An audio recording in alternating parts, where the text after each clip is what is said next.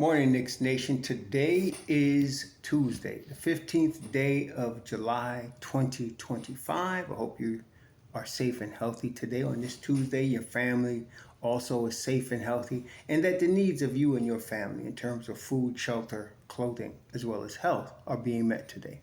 Blessings upon those that work in the healthcare field, along with the first responders who are out here every day doing their best to save lives, and those that pick up garbage to keep our cities and town streets clean, and those that make deliveries for our convenience.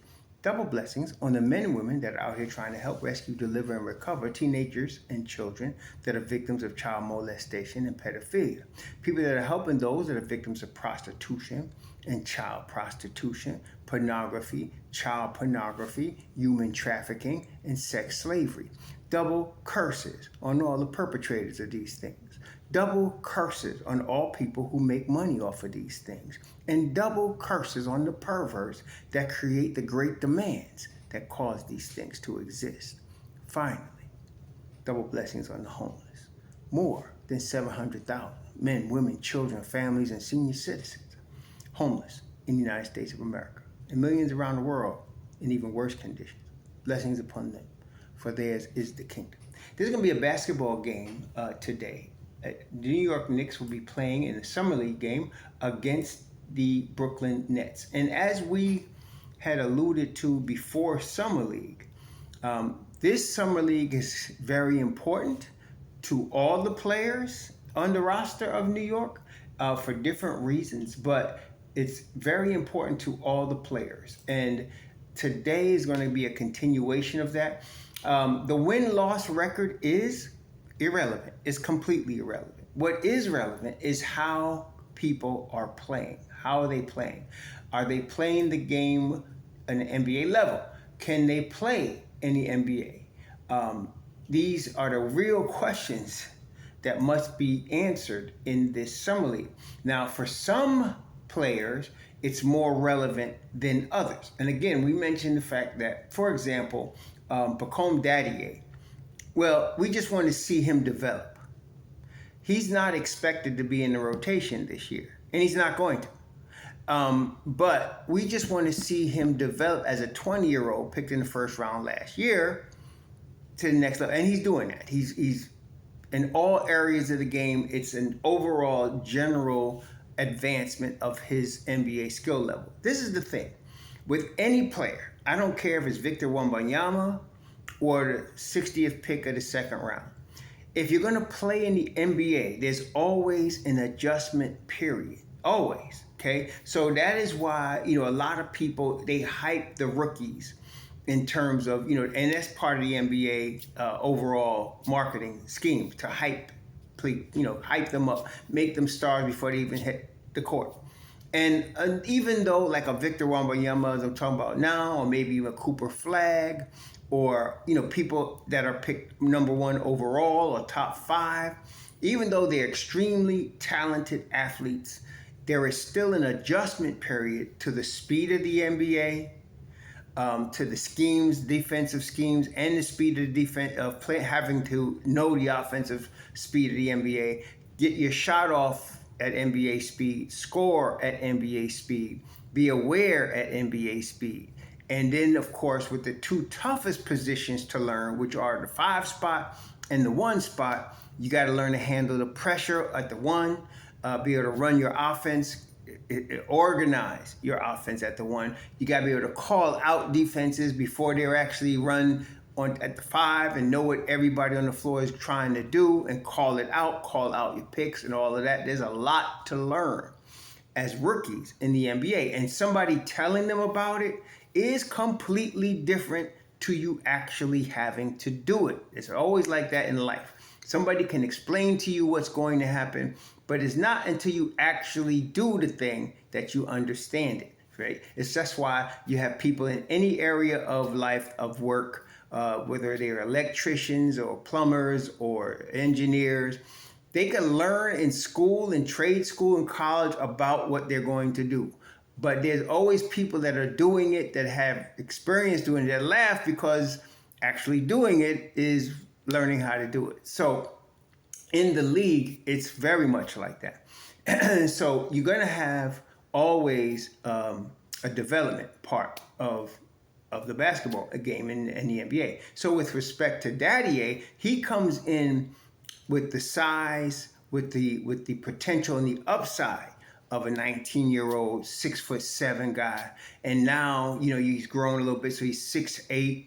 He's grown into his body a little bit, and he's going to grow some more. He's shown for sure he can shoot the basketball. He's starting to show awareness defensively, and what that means is he's already right now, which is very impressive at age 20, he can shoot the ball and against NBA speed and make his shots. That's very big. He is now, at this stage, what we're watching is he is learning to recognize NBA speed from the defensive standpoint. For example, I'd like to bring up Kevin Knox in this situation. When Kevin Knox was in his first and second year with the Knicks, one of the problems he had, serious problems, was his head would continually get turned because the game was moving offensively so fast for him. He was losing where he was supposed to be on the defense, and then he gets caught and either he fouls or he just gets beat because people are moving so fast around him. And it's different for us that are watching it versus you being on the floor. Or even if you're watching it and you're live there, you can get an appreciation of how fast these guys are moving that have the ball offensively. And so defensively, a rookie has to learn where am I supposed to be right now? How do I protect myself against being exploited? And that's really what it is. They're looking to exploit you. All NBA teams do this. So the better defenders can pick up what's going on before it actually happens, because why? They've studied the film of their opponents and they know what they're trying to do and they beat them there. A lot of times they can even know what they're trying. You can even know what the opponent's trying to do. Like watch Karl-Anthony Towns. He can even know they're trying to set him in, get him in a pick and roll. He could even know they're trying to set him up with a mid-back, and he still gets caught. See, so it's very difficult. Look at all NBA players like Karl-Anthony Towns or Julius Randle. Julius Randle can know they're going to come at him with a double team. He can know if he does his little spin move, they're waiting for him. But it happens so fast that he can't. He's not ready to handle it. So what he has to do is get rid of that basketball when he knows the double team is coming. Don't wait for it. And he learned to do that, all NBA. Okay. Cat has to learn how to backpedal and get back, he can't go out and challenge the three because he's too slow and it's happening too fast. So he's got to back up and he's got to cover the paint. But this stuff he's got to learn. That's Mike Brown's job. And so with respect to the summer league, players are learning all of these things, some faster than others. So with respect to Daddy, he's still in the project phase, which means they're going to give him time to learn these things. Okay, he's only 20 years old. He's going to get time to learn this. He's learning it, and that's the thing. He's still a little slow defensively, but it's the speed of the game. But what ends up happening in a guy like that, the game, they call it like this, the game slows down for him, so that he's able to see the development of a play and make the appropriate moves. Not everybody could do that either. So he's learning that, and I'm excited for the future of the Knicks with Daddy.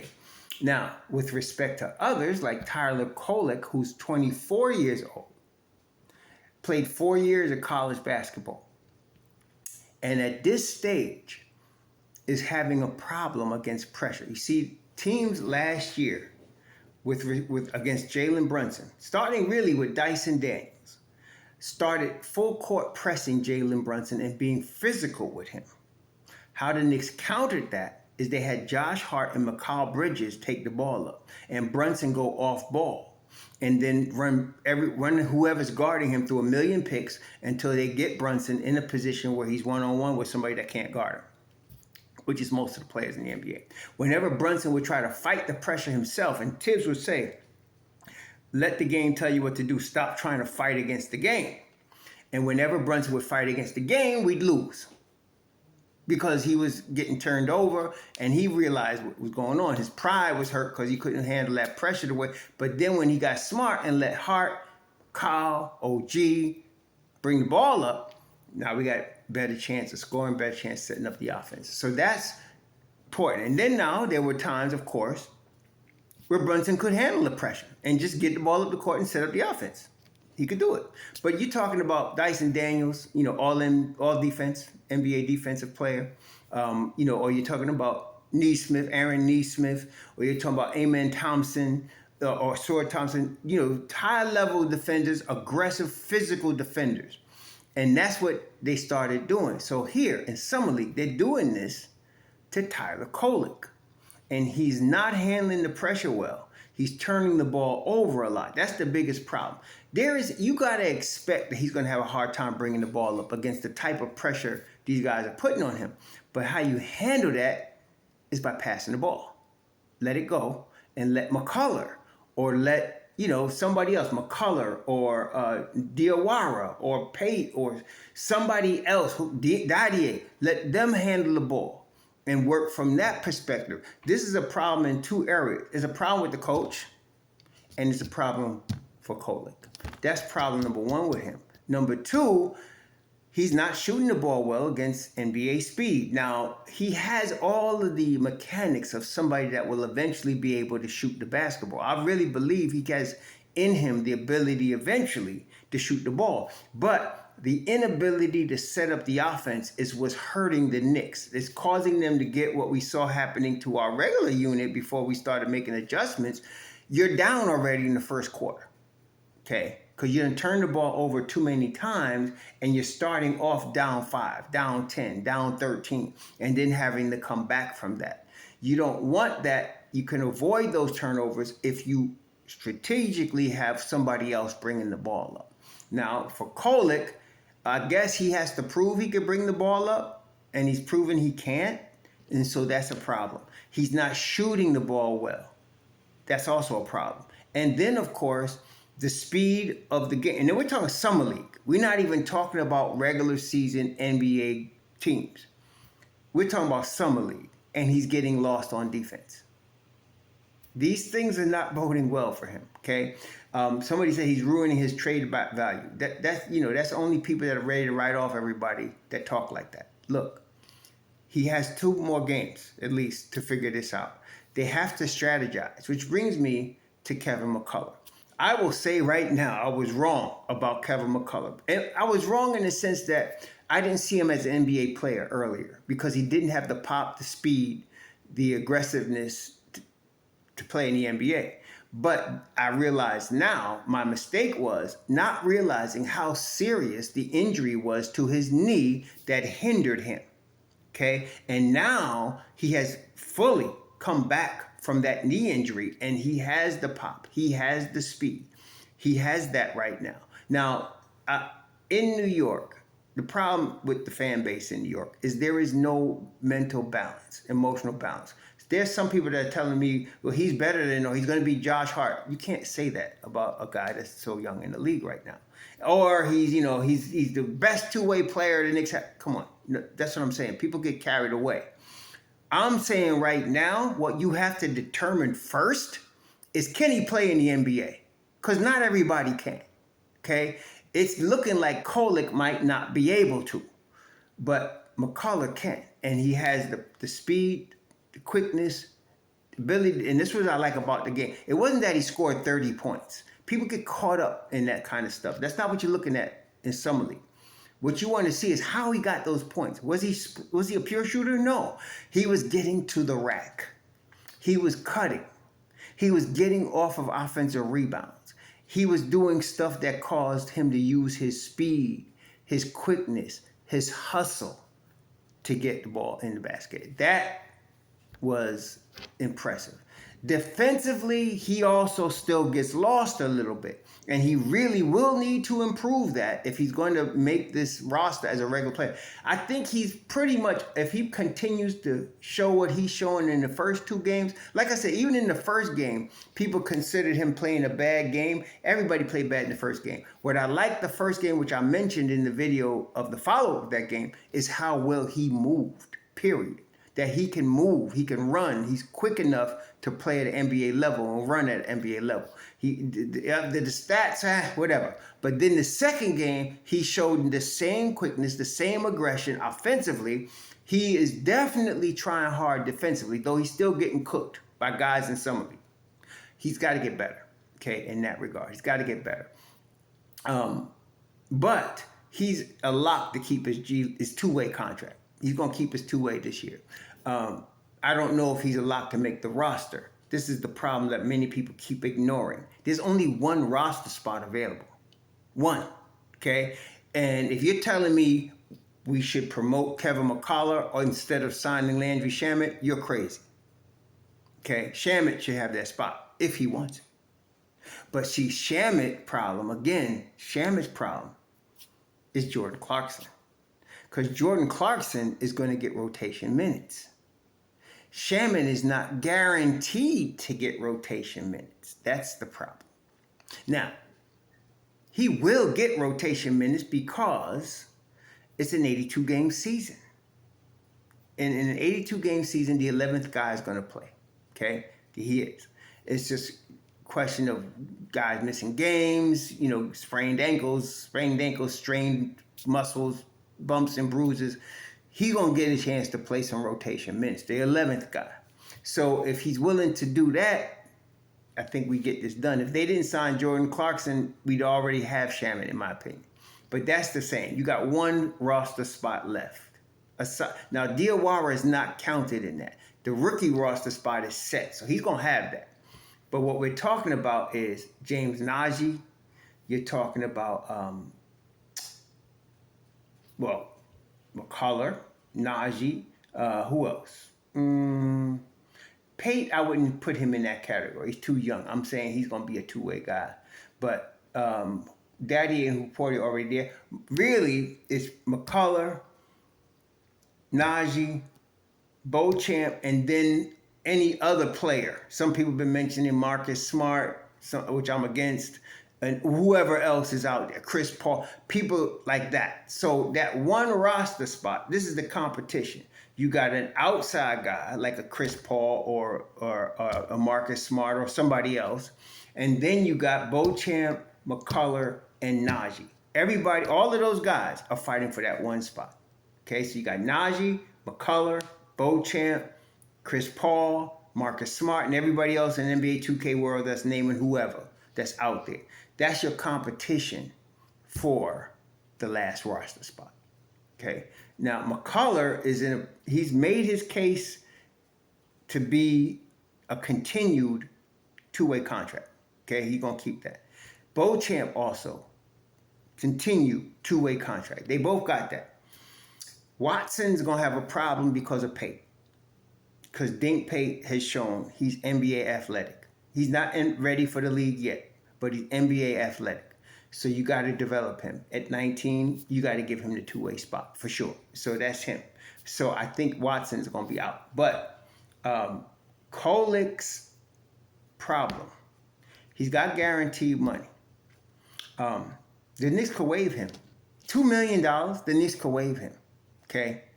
Or they could trade him for a second-round pick. Right? And yeah, he can get traded for a second-round pick. And they can get that $2 million off their books.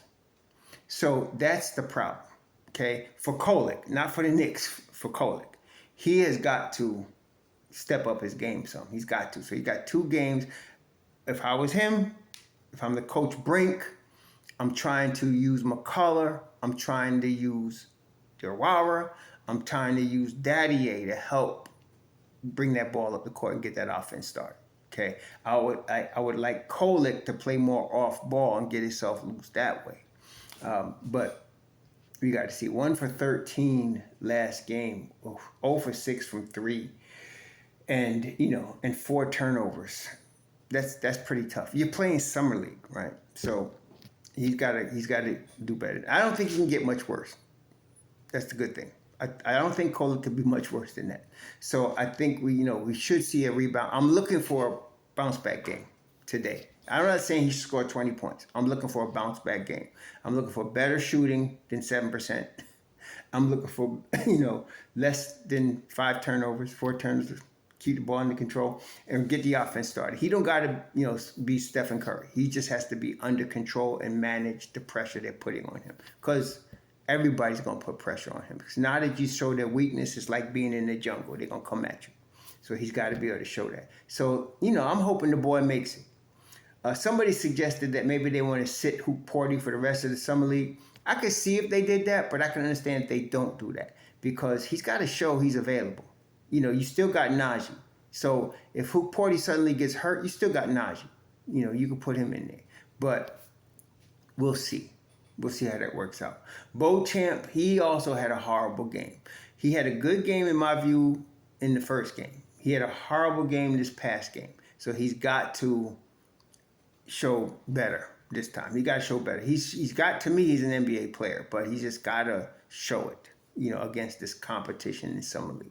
So that's where we're at. Again, Daddy A, I'm not worried about him at all. He's just right now he's under the construction. He's in development. He's a guy that's one of the projects.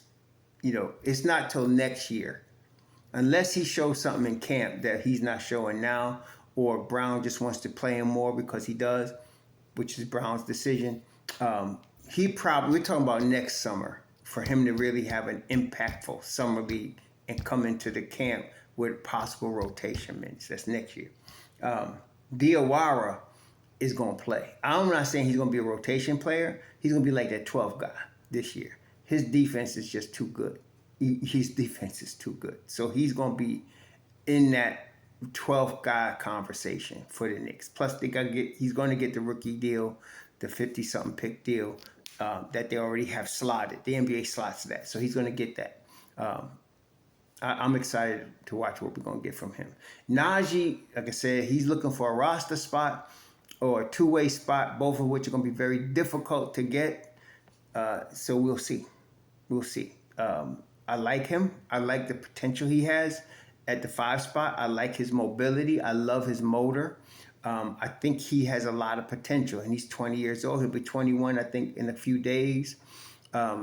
Young kid. You want to keep him for sure. So that's what I'm saying. Kolek is going to have some pressure on him because you have other players that could take his spot for different reasons, and that's where he's at right now.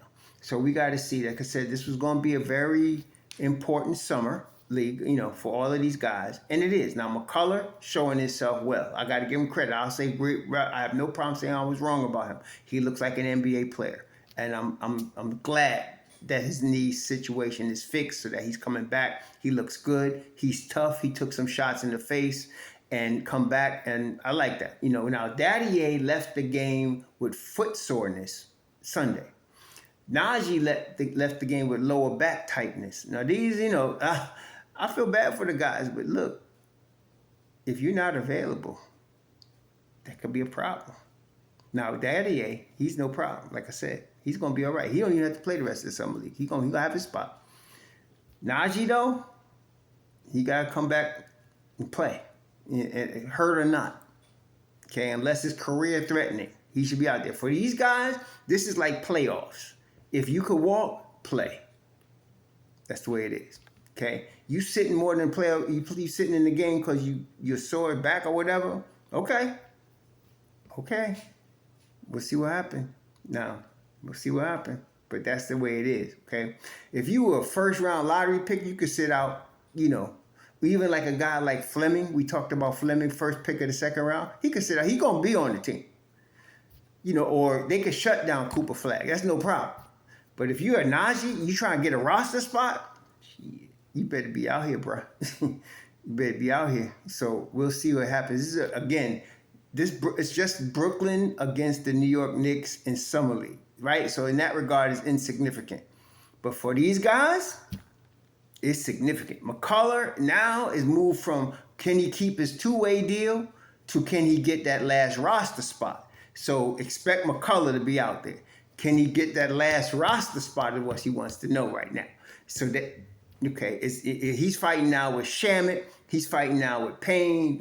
He's fighting now with, what's the other boy's name? DeLon Wright. He's fighting now with Marcus Smart. He's fighting now with Chris Paul. This is the battle for the last roster spot. That's McCullar. And I'm proud of the boy. I got to say, like I said, I have no problem saying when I'm wrong. The boy's an NBA player. Can the boy get that last roster spot? I'm pulling for him, I'm pulling for him. Everybody in orange and blue, I'm pulling for Kolek. I want to see Kolek stick around. But let's see what he could do today, man. This is a big game for him.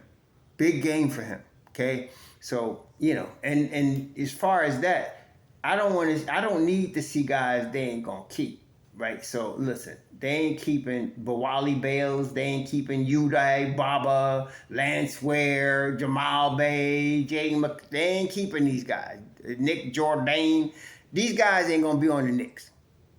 It's important that we see all the guys I named: Beauchamp, Daddier, Hook Porty, McCullar, Kolek, Diawara, Najee, Pate. These are the guys going to play. Okay, these are the guys going to be on the Knicks. They've been playing Devon Grant a lot also. I don't know his situation. I never heard of him before, but they've been playing him a lot too. I know they need some guard play, especially if Kolek is struggling, but we'll see. Okay, so that's what I'm saying. So tonight, this game here against Brooklyn at 6 o'clock, it's a big game for the Knicks. For these guys. Big game. Okay, so that's what I'm watching. It's going to be very intense, hard fought from tip to end. And we're going to see how this works out. Let the cream rise to the top. Y'all enjoy it. So